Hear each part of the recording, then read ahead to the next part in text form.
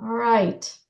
Let's see. I'm trying to see if anyone here doesn't know that we celebrated our 75th anniversary, but I think everyone does know that. And we celebrated that with a gala back in April. At the gala, as part of the gala, we asked that residents and medical students from our 6 local training programs enter their research into a poster competition. So we had 26 entrants from Children's, Georgetown, George Washington, Howard, St. Elizabeth's, and the Uniformed Services. And they submitted incredible work that actually, according to the judges, was very hard to judge. However, tonight, we are going to hear from our winners in each of the poster categories. We have research, which Dr. Colleen Huml was our first place winner.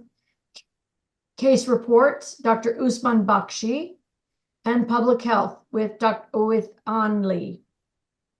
Tonight, we're going to begin with Dr. Colleen Huml, a PGY3 psychiatry resident at MedStar. Georgetown University Hospital. She has a master's degree in global health and started a Moms in Medicine group to support our balancing motherhood and residency at MedStar hospitals. Her interests include, and I guess this is not really surprising, women's mental health, psychotherapy, and improving wellness for parents and medical training. Dr. Huml was the winner in our research category for her work titled Brief Psychotherapy for the Treatment of Postpartum Depression, a Systematic Review and Meta-Analysis. Dr. Huml. Thank you very much for that introduction, and thank you for the opportunity to be here. Let me just see if I can share my screen. So thank you very much for introducing me. As Dr. Dietrich mentioned, my name is Colleen. I'm a third-year psychiatry resident at Georgetown currently. And today I'll be talking about brief psychotherapy and the treatment of postpartum depression. So this is a systematic review and meta-analysis that I actually worked on with one of my former faculty research mentors, Dr. Keen Su. He used to be at Georgetown, is now at University of Singapore, but very happy to have the opportunity to share this with you guys today. So I wanted to start by kind of talking about what is postpartum depression. Does anyone feel brave enough to kind of share what comes to mind when that term is thrown out? Maybe a definition, how you think of it, how you conceptualize it.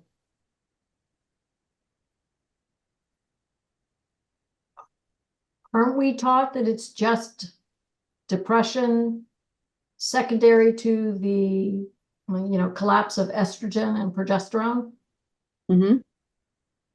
Yep. So depression influenced by the changes physiologically that are happening around the time of pregnancy and childbirth. Yep.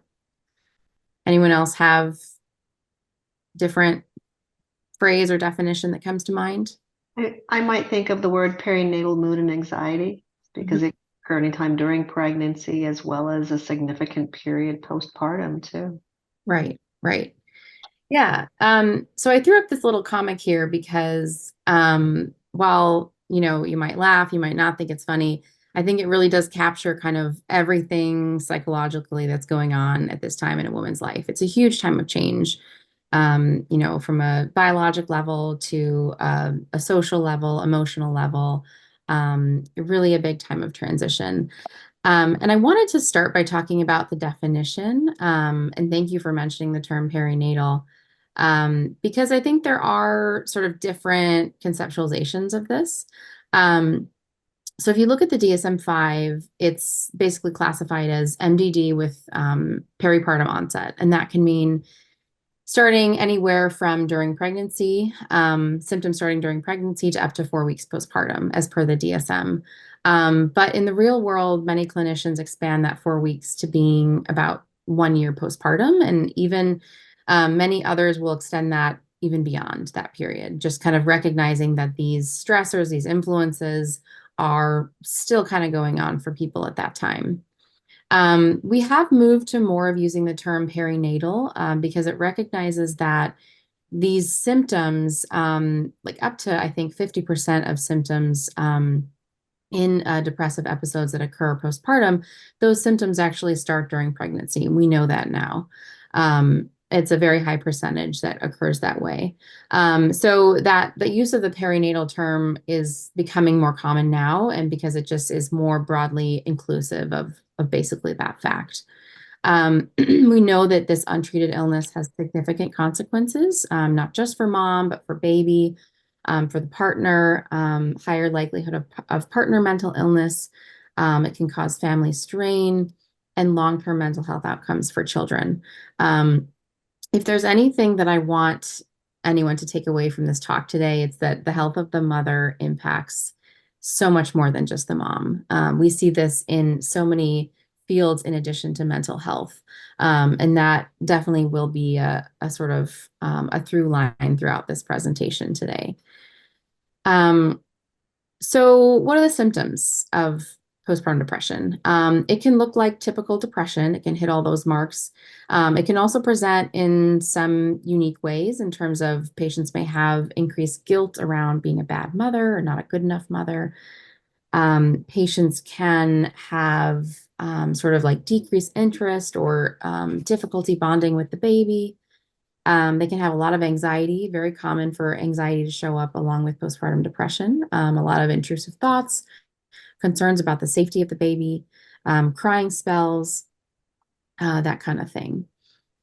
We have seen some pretty exciting advancements in the treatment of postpartum depression in recent years. We've had brexanolone come on the market, which is a newer drug, has to be administered via IV. We've had Zurzuvae come on the market more recently, which is a little bit more accessible. But even despite these advancements, many women are still left undertreated. And particularly what I'd like to focus on are women with maybe more mild to moderate symptoms of depression, or women who maybe, for whatever reason, are hesitant to take medications, whether they're concerned about breastfeeding. It's not recommended people breastfeed while taking Zurzuvae, for instance. Or, maybe are just medication naive, medication hesitant overall. And for these women, the options are, SSRIs or long-term psychotherapy, both of which we know can take a long time to work. For SSRIs, we know like 4 to 6 weeks for full effect. Long-term psychotherapy, that could be potentially several months. And long-term psychotherapy could be costly in both time and money. And we're dealing with a population of women who, a new mom has a baby who eats and sleeps in 3-hour increments, which means that she is also sleeping in 3-hour increments, and may not be eating much herself at all. So I think really, taking into account that this is a population with very unique needs. So brief psychotherapy is a potentially effective solution to this problem. It has actually been piloted for other mental disorders.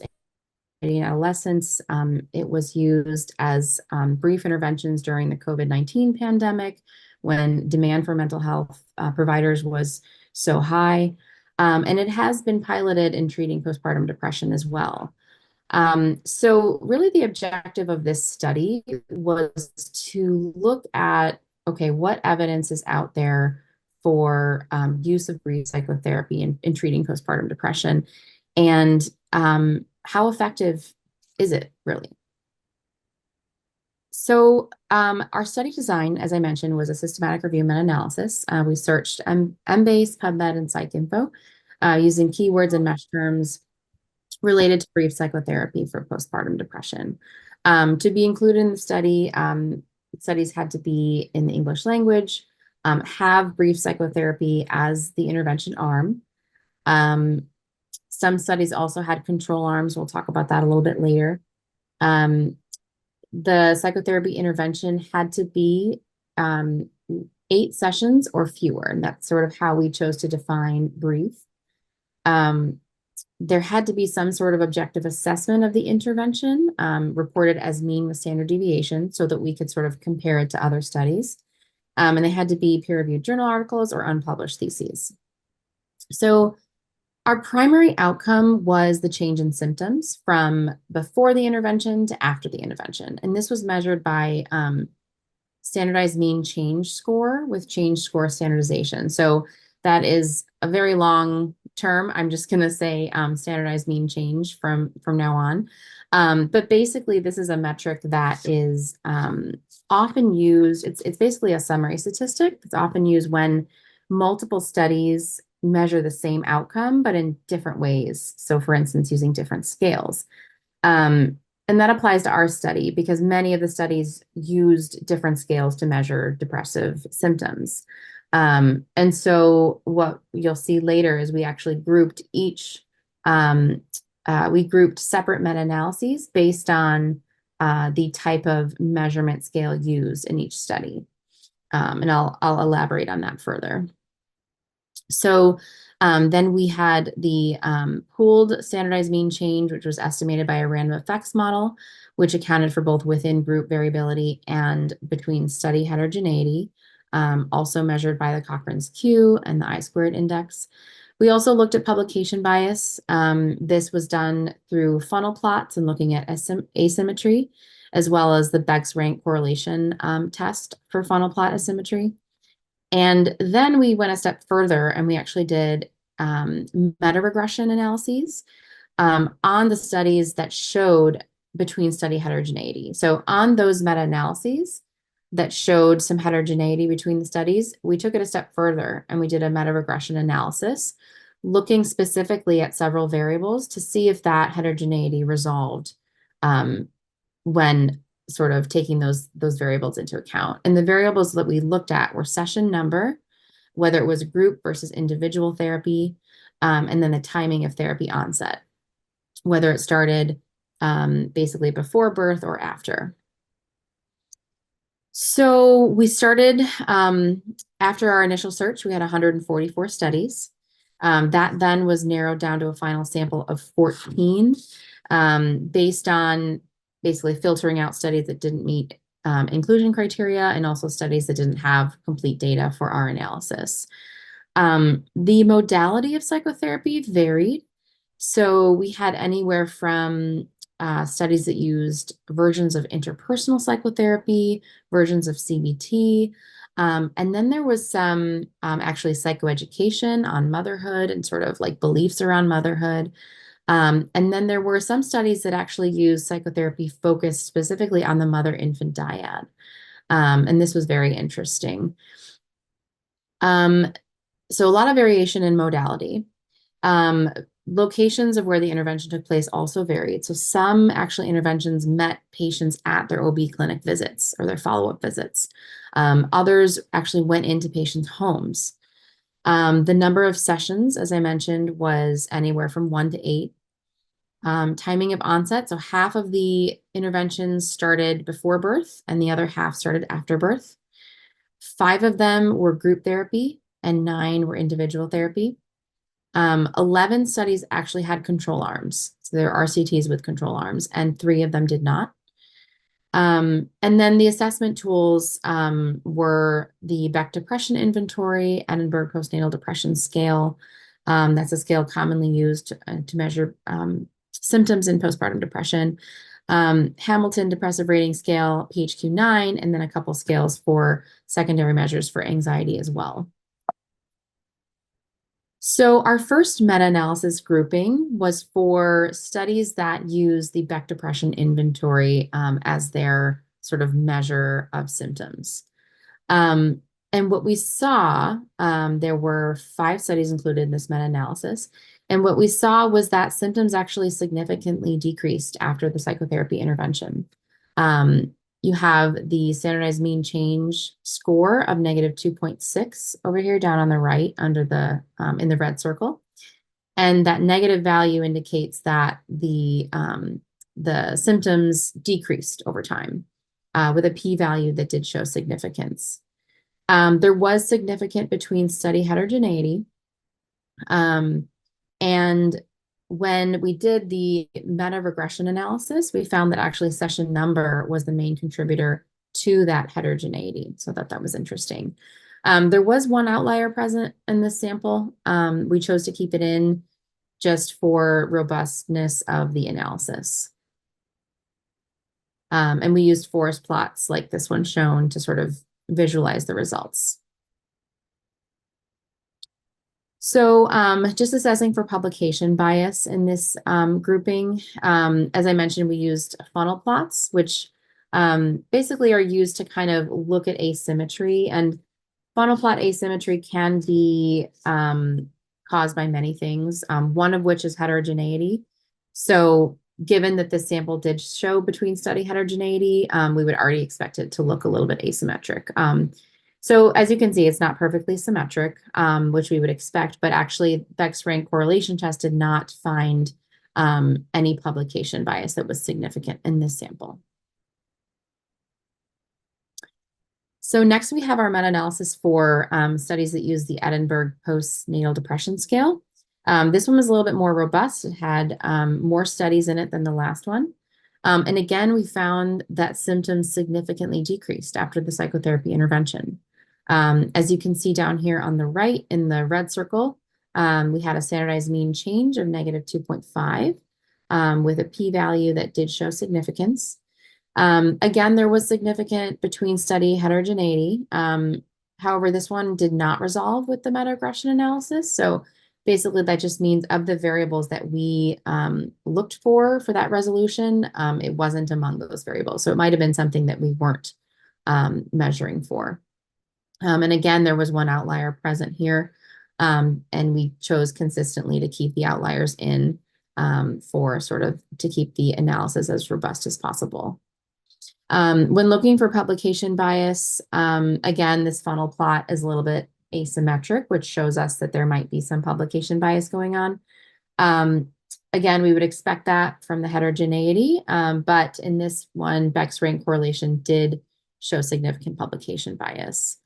So just kind of keeping that in mind. And then there were additional groupings. As I said, some studies actually used additional measurement tools or screening scales like the BAI, STAI, more like anxiety, secondary measure scales, and also the Hamilton scale for depression, although these did not have a large enough sample for this analysis basically to be meaningful. I think the minimum number of studies for this type of random effects model was 5, and these all had fewer than 5. So kind of what do we make of all this? So basically the decrease in symptoms was statistically significant as measured by the Beck Depression Inventory analysis and the Edinburgh Postnatal Depression Scale analysis. And this suggests that postpartum depression can effectively be treated with brief psychotherapeutic interventions. There definitely are limitations to this study. Given the small sample size, we were already starting with, a sample of 14 studies, and then to break that down further based on the different measurement scales used that we had to sort of group things by, it does limit the sample size even further. And then the heterogeneity, some of which was accounted for and some of which was unaccounted for. Despite all the differences in these studies, I think that, one thing they have in common is that they all were sort of these really unconventional interventions, things that we don't typically see sort of systemically in our practice today. Meeting patients at their already existing clinic visits, going to them, really sort of like breaking down the barriers to care, which I think is just very important for this patient population that has so many barriers to care.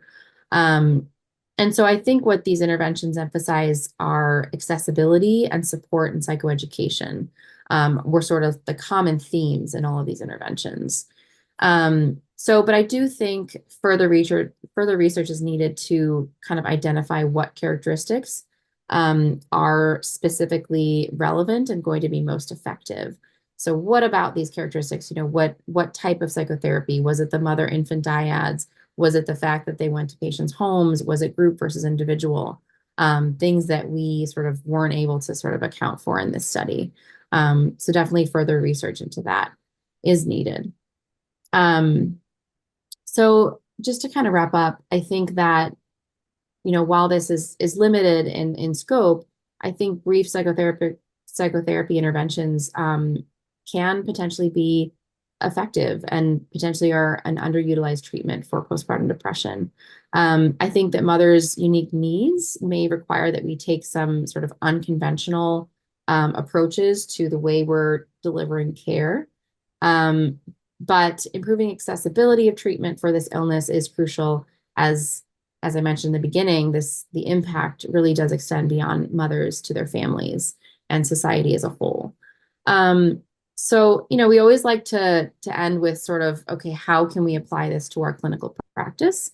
I think one thought that I had is, all of us as individual practitioners, we might not be able to initiate some of these interventions from the ground up, but we can certainly, I think one thing I thought of is we can convey the awareness of these studies to our patients and share that information with them, that so, if they are limited in time or resources, sharing with them, okay, well, some of these briefer interventions have actually been shown to be effective. And maybe we have to do a little bit of detective work to help them find what resources in their community might fit that bill.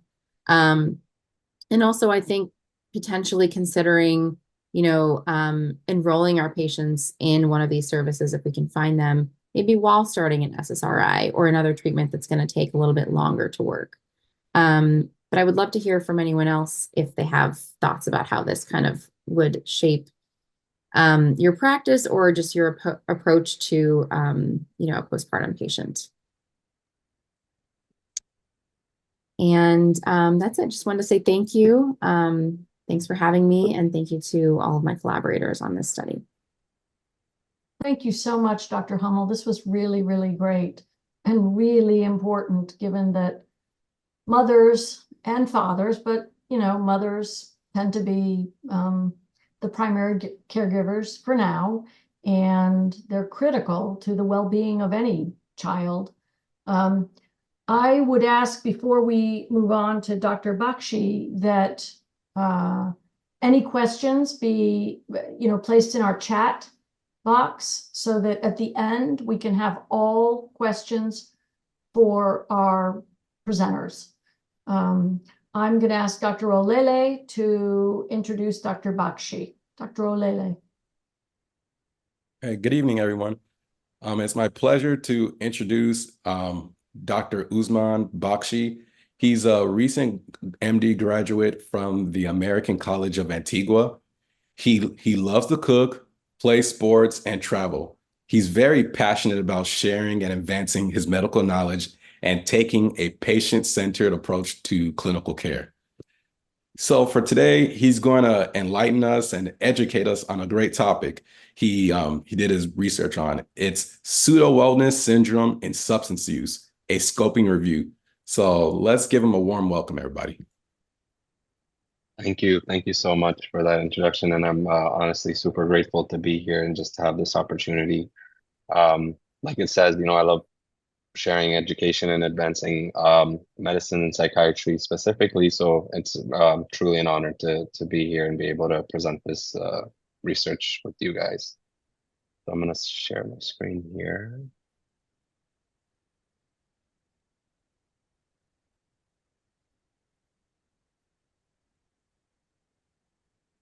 Okay, I'm hoping that you guys are able to see everything okay and hear me all right.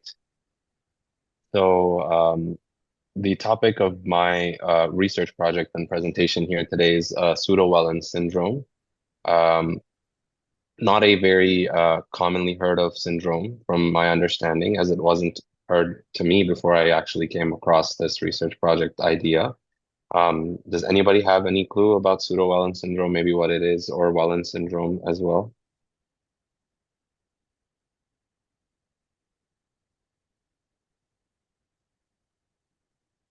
So if not, I don't blame you. I didn't know either until I was having this conversation with someone and it got brought up, and I thought it was a very interesting topic. So I'd like to start by actually presenting the idea of Wellens syndrome and what it is before we move on to pseudo-Wellens syndrome. Wellens syndrome here is basically a ECG finding, categorized here by the number one diagnostic criteria for it being biphasic or symmetrically deep inverted T waves. Most commonly, they're found in the V2 and V3 leads on the ECG. However, they can appear in any of the precordial leads between like V1 to V6. Alongside that, you often have a history of recent chest pain or angina, and this ECG finding will most likely present in an angina-free period. There's also the absence of Q waves, and the R waves are preserved as well in the precordial leads. You have no or very minimal ST elevation, and the cardiac enzymes as well are usually either normal or very, very slightly elevated. This Wellens syndrome finding, however, is basically a finding that indicates critical proximal left anterior descending artery stenosis in the coronary arteries, basically as a precursor for an MI. Now, that being about Wellens syndrome, pseudo-Wellens syndrome then becomes the Wellens ECG finding, which often leads to cardiac catheterization as it is associated with the stenosis. However, on catheterization, they won't find any evidence of stenosis. And after waiting some time, there will be resolution of the EKG findings and symptoms. So that would be pseudo-Wellens syndrome. Now, the emerging issue here is there was an interesting understanding of what is the correlation of when we see Wellens syndrome versus pseudo-Wellens syndrome. And me personally, as one of my interests being substance abuse and addiction medicine, I actually found that with pseudo-Wellens syndrome, there is various reports here that suggest that substance abuse can be linked to this EKG finding and not actually be related to cardiac catheter, like not have any stenosis. And I thought about it a bit myself and realized this is a pretty prevalent issue given the fact that these days now increasing decriminalization and legalization of a lot of these, recreational drugs are happening, and therefore the use of them is statistically increasing across the country. And that definitely, we need to start being a lot more aware of what different substances can cause and not to keep ourselves informed throughout our clinical practice. So the real question is always, why do we care about this topic, any topic that someone's presenting on or trying to do research in? Why do we care? The first point I have here is that there is no comprehensive review. There's no real consolidation of this information is what I found when I tried looking into it. Just to educate myself, I found, okay, there's a few, case studies and reports. However, there's no real study tying them together. And more importantly, there's no specific links to any drugs. There's just some general thoughts. And more importantly, misdiagnosis can lead to unnecessary invasive procedures. If you have somebody who has this Wellens syndrome type of finding on their EKG, however, it's, there's a strong correlation with substance abuse and they don't have the stenosis or they don't have any kind of cardiac issue in their heart, unnecessarily putting them through the catheterization is a risk that we could potentially avoid. That's kind of how my mind thought about it. And the idea was to improve patient outcomes for those who come with chest pain and a substance abuse history. And the goal was to hopefully have an improved risk stratification from a more clinical setting in the ED. So the primary objective for the study was to try to determine actually which recreational drugs specifically are linked to pseudo-Wellens syndrome, and we were going to do this through case reports or case series. Some secondary objectives were to try to examine the frequency of those different drugs and maybe also understand how we can improve our own clinical decision making, as I feel even Dr. Huml was saying earlier, that's always a question that we should ask ourselves relating to research is how is this going to impact our clinical practice and clinical decision making.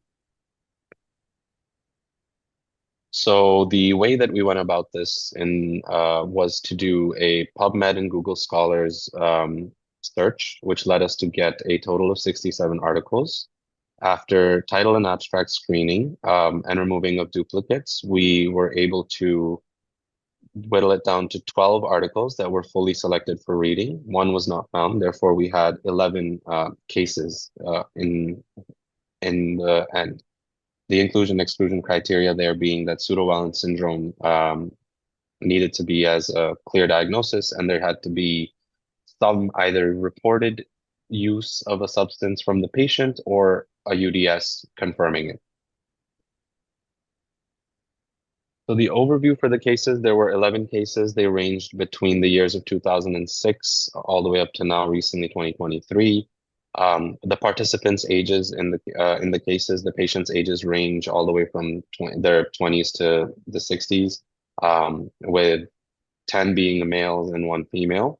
They did all have a documented history of substance use, as said here, either through history or UDS.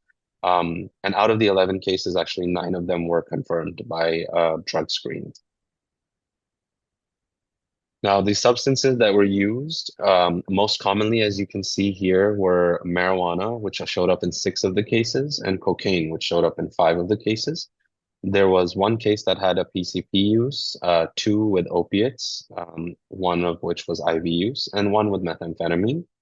I made a note at the bottom here about polysubstance use because that was one of the challenges that came up in this scoping review, because the use of multiple drugs did make it pretty difficult to get to one of those goals we had of trying to attribute a specific drug to this pseudovalent syndrome. However, we also find that the ECG findings were all the same, either biphasic T waves or inverted T waves in the precordial leads. 9 of those cases underwent catheterization, which confirmed there was no stenosis. 2 of the cases actually showed spontaneous ECG normalization without any kind of catheterization or any kind of intervention, which I'll come back to comment on towards the end. So this here is a table summary for all the articles that we went through, all 11 of them, with the patient demographics, chief complaints, as well as the EKG findings and what drugs were there. The most important parts here to note would be the varying age ranges, also the fact that many of which these patients actually didn't have any history of coronary artery disease, no cardiac history. One of the patients was as young as 22 years old. They're all presenting with similar chief complaints of either angina, syncope, dyspnea, a lot of chest pain, and they all have these either biphasic T waves or in deeply inverted T waves on their EKG. And obviously they all also had some element of substance abuse, most commonly marijuana and cocaine. The key findings we found were that, like we said, marijuana and cocaine were the most frequently reported substances, and that this polysubstance use, it did really complicate the attribution to any specific drug. However, like I said, this marijuana and cocaine being there so prevalently compared to the other ones was something I believe to be made note of, especially with how common their recreational use is amongst the population in general as well.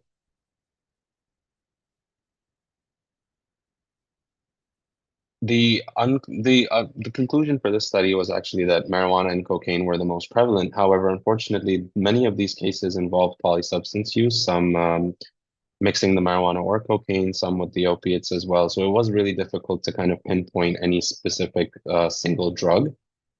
However, in theory, the understanding is any substance use could actually trigger pseudovalent syndrome. That was my takeaway, which is what I brought into this in my discussion and conclusion, that we should consider even less commonly consider drugs like opiates and PCP because they did show up in the case reports. With marijuana and cocaine being the most common, yes, we should still keep our minds open to understanding that we're not 100% sure and that any substance use at this point could be triggering pseudovalent syndrome.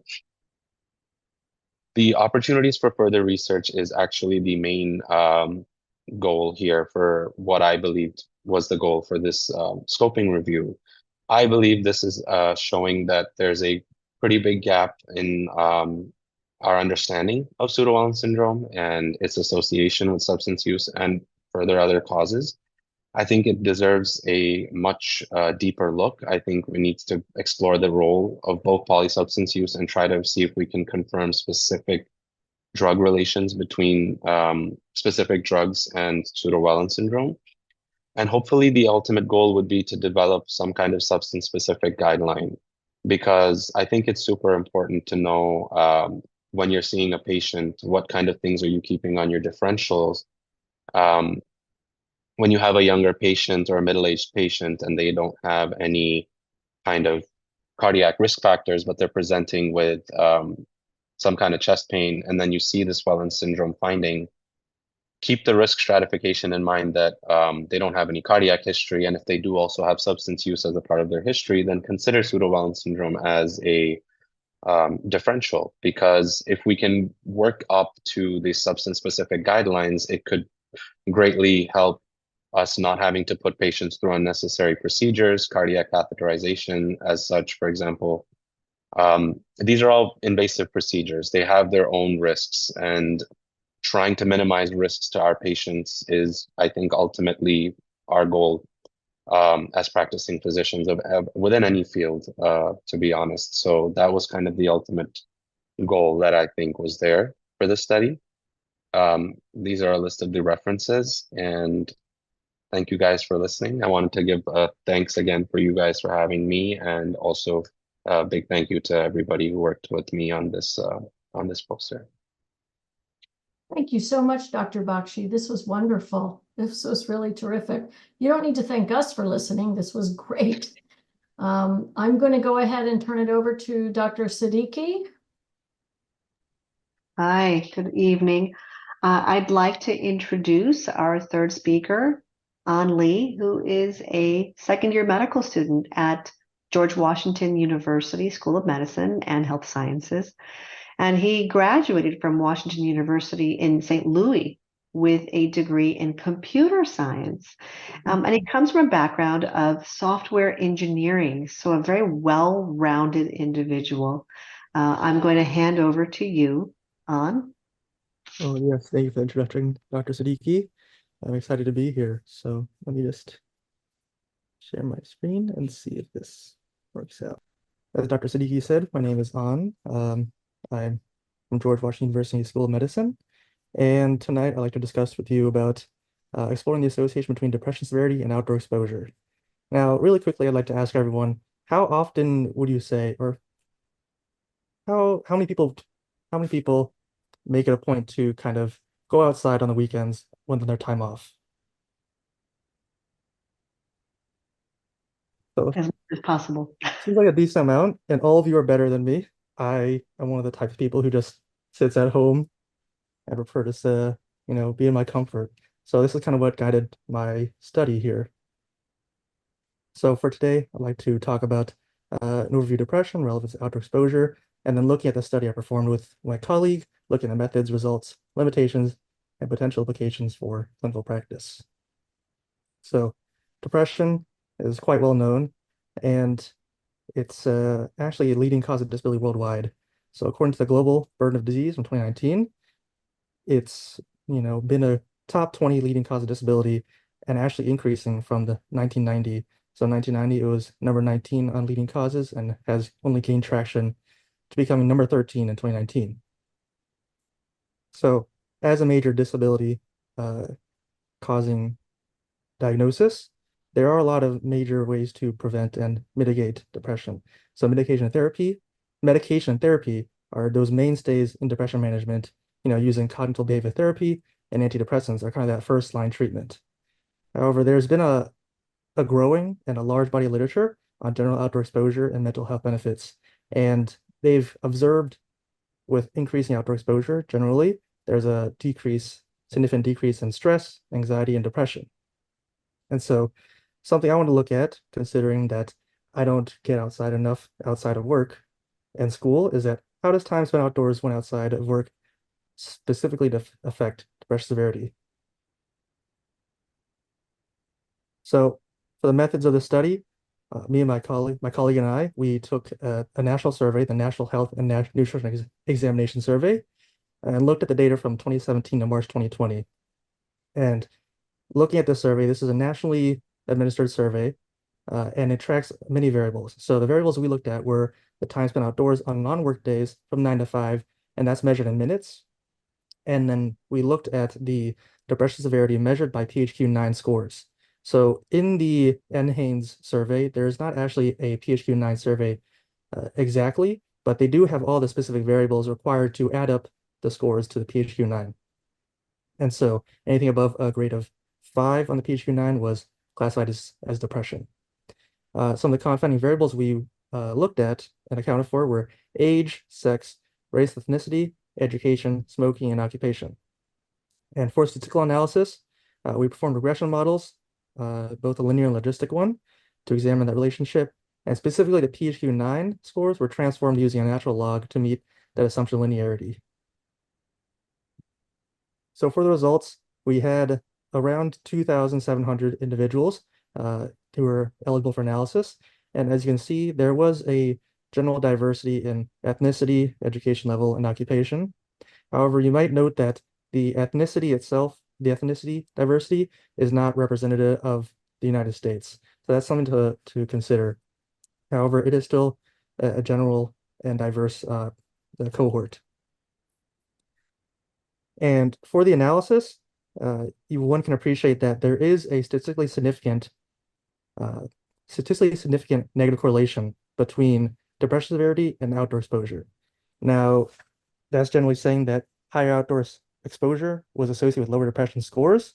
And you might appreciate that there is it seems like there's a small effect size. Now, this effect size is small, but still significant despite after accounting for the various confounders. So it does suggest a potential protective effect of outdoor environments against depressive symptoms. And something more to consider is that these are based on the independent variable, which was accounted in minutes. So there's that granularity for the minutes. Now, some limitations for this data is that it is self-reported.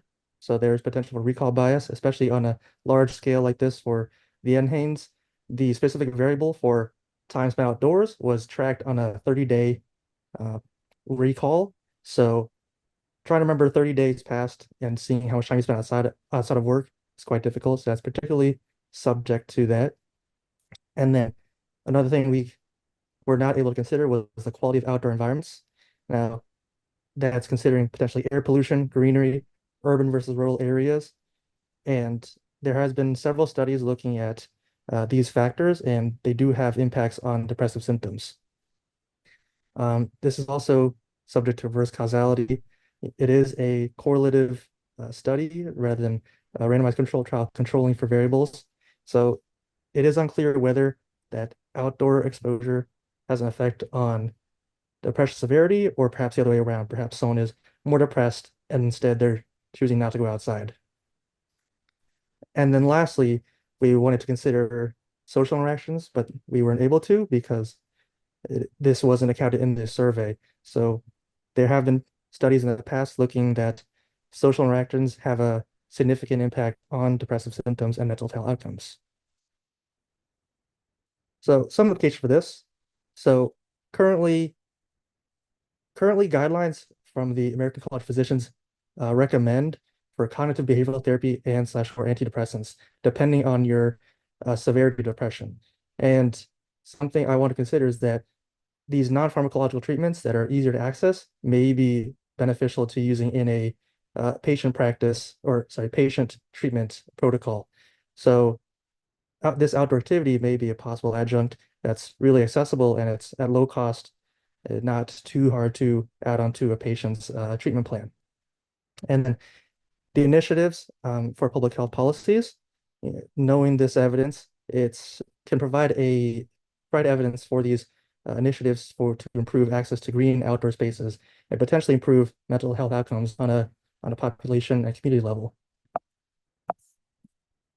So future directions for this, there were those major limitations that we mentioned that I would like to explore more, specifically looking at the types and quality of outdoor environments and which of those environments can offer the greatest mental health benefits.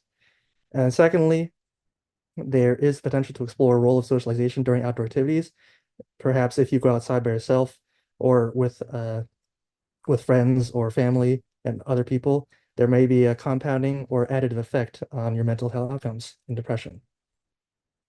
So some of the key takeaways for this is that depression severity is significantly negatively correlated with outdoor exposure, and this supports a growing body of literature showing outdoor mental health benefits. And this could, using outdoor activity as a potential adjunct to traditional therapy, could be beneficial, and then this could also provide a goal for broader public health initiatives. So, I guess we're going to move on to questions now because I'm the last you. presentation. Yes, thank you. That was really terrific. We have seen a cross-section of maternal mental health, overall public health for the entire population, and medical health. I would invite everyone to put their questions in the chat box. Dr. Lawson, you see, I'm looking for Dr. Lawson on my screen. There he is going to be fielding them for us and sending them to the various presenters. Thank you. And I just want to say that these are some very interesting, excellent research showing how the field has matured.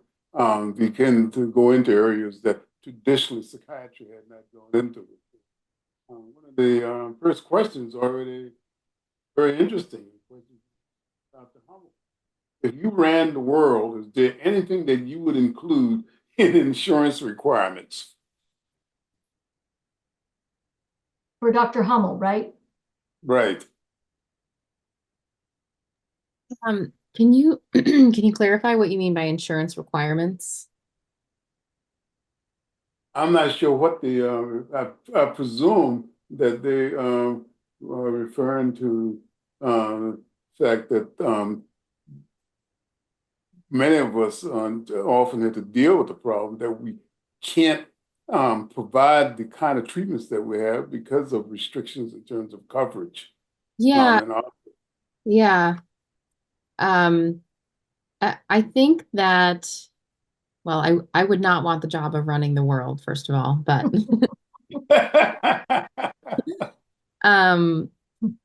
but I think that I would love to see more preventive healthcare, more coverage, and accessibility to particularly just preventive mental health care. So screenings and accessibility. I think, the fact that it takes someone several referrals and possibly several months to get from an OB or a primary care doctor to a psychiatrist, and then maybe even that psychiatry visit isn't covered or isn't affordable, would be something I'd like to address. I don't know the exact solution, but I think definitely in this issue we're thinking about with maternal mental health care, there needs to be more of a connection in our systems. I think the biggest thing that I learned from the interventions and the studies I looked at was that they all sort of worked outside our normal systems. And that's really hard to do as an individual provider.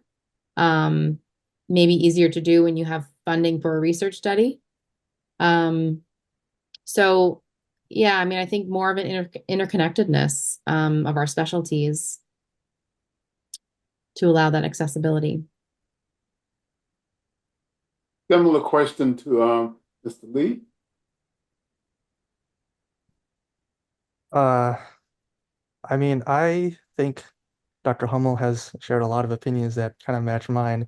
And I'm not quite in the field yet, so I may have a naive view of it, but definitely improving that interconnectedness and like having access to healthcare would definitely improve a lot of healthcare outcomes. And honestly, I feel like I don't have enough expertise in working in the field to know or have quite that good advice yet. Excellent answer. And I just want to mention my own personal experience today when I had a lady with postpartum depression and could not get the insurance company to approve Zarissa. Well, so again, and the patient, and I think we realized that unfortunately, we just don't have the kind of research in terms of various kind of treatments for women, even though women make up a substantial proportion of our population. So it's a real interesting challenge. There was another one for Dr. Huml. Can you talk a little bit more about brief psychotherapy modalities that's used in the studies you found?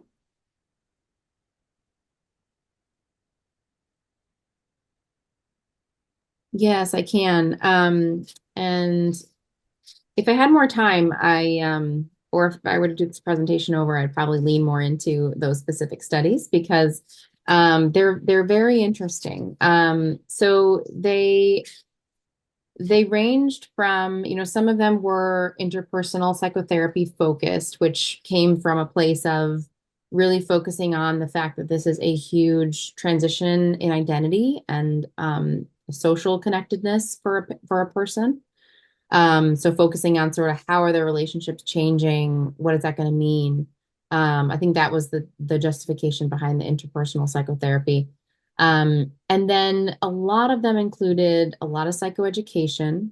I think the briefer interventions actually were more psychoeducation focused about how to care for your baby, how to interact with your baby, those kind of things. And then the third group I would say is they focused on psychotherapy specific to the mother-infant dyad, which I just find totally fascinating. And I think, there were different sort of schools of thought for the ones that were used. It wasn't all just, hey, we're following this one rubric. But the idea of, having sessions with the mom and the baby together, I think there really was something to that. And so those sessions, I think they incorporated psychoeducation in those sort of mother-infant dyad sessions. And they could kind of like watch the mother with the baby, observe them in real time, give like a little bit of, instruction, feedback. And so, yeah. And then I think the third thing is all these interventions were just very accessible to moms. And so I almost wonder, is it the intervention type or is it just the fact they were going to the moms and meeting them where they are, that made them effective? Yeah. So Allie, I hope that answers your question a little bit. And Dr. Bakshi has a question for you. Was there any evidence of increased, is there a sense that PWS is going to be related to any particular?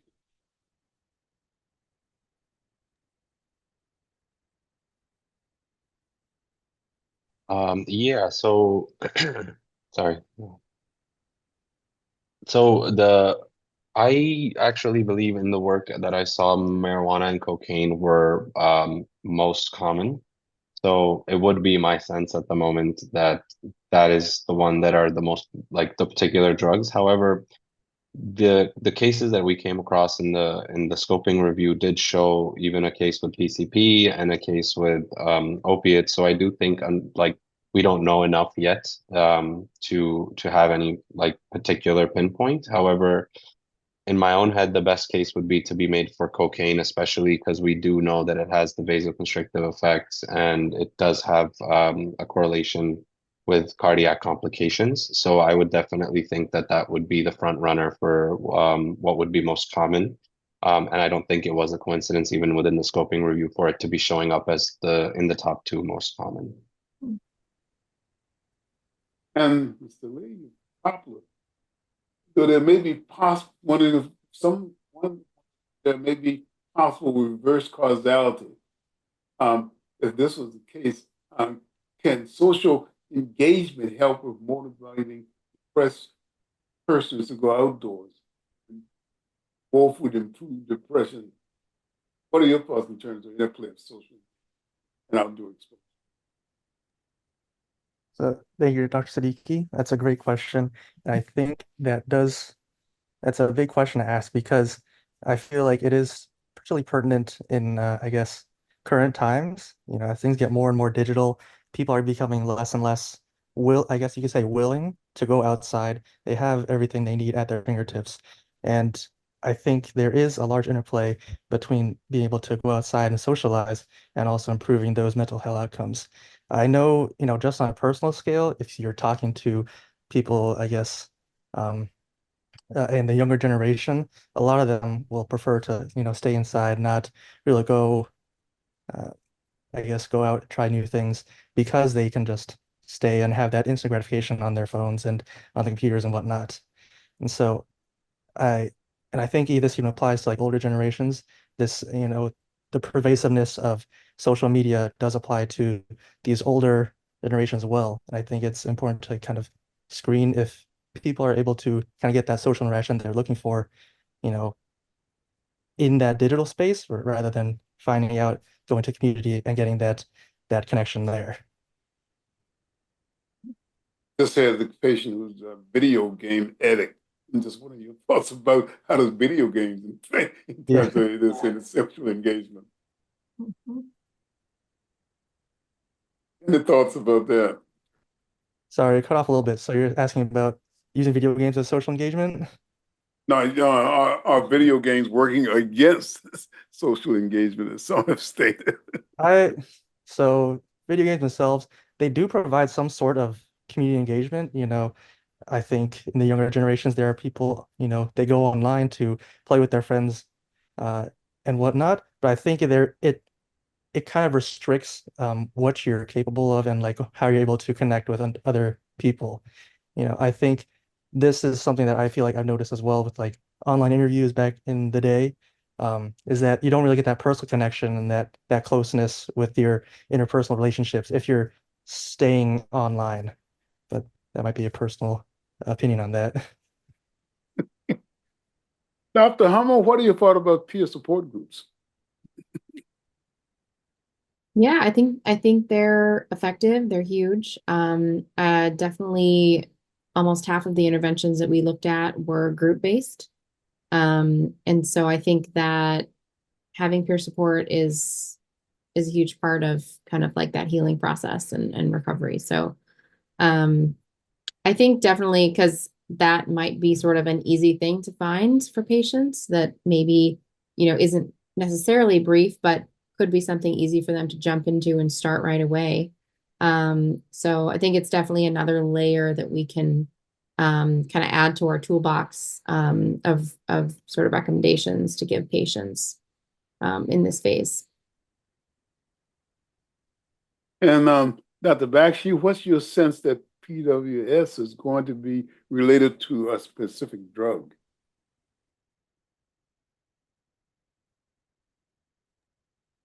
Although I think you sort of answered that Right, previously. earlier. Yeah, so I'm just wondering again and again, if you went to a drug abuse program, how would you make people aware of this phenomena and what patients should they be thinking about observing? Yeah, I think my topic in particular was especially prominent for the clinicians and the physicians practicing to try to keep it in mind for risk stratification when they come across patients, especially in the ED.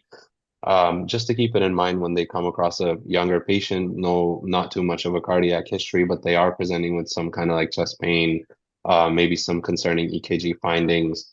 Just the idea of at least keeping this on your differential list to potentially avoid um, any unnecessary risky invasive procedures. There was two examples actually there was two cases within the study in our scoping review where no interventions were performed and the patients had favorable outcomes and that they were okay. And I think that kind of speaks for itself to make the point that I think this topic does require a lot more research and a lot more understanding so we can, start creating guidelines for it. I don't think we're maybe close to that yet.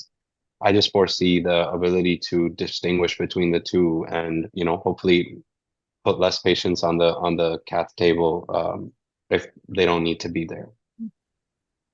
This has really been a wonderful, really wonderful discussion. I have to say, as the immediate past president and the prez during the poster competition, you all are truly inspirational for our upcoming young psychiatrists. And I want to thank all of you for participating, for submitting your work, and for sitting here with us. Really, we look forward to what else the three of you produce. I hope everyone has a nice evening, and I hope in particular that Kathy Thompson, who's down in Louisiana, down by New Orleans, doesn't get hit by Francine. Right. So Yeah, let me just also strongly encourage you to write up these reports and get them published, because a much larger audience needs to hear this. mhm. So please, please, please, and you have a number of people listening in. I'm sure will be more than happy to mentor you while you do this.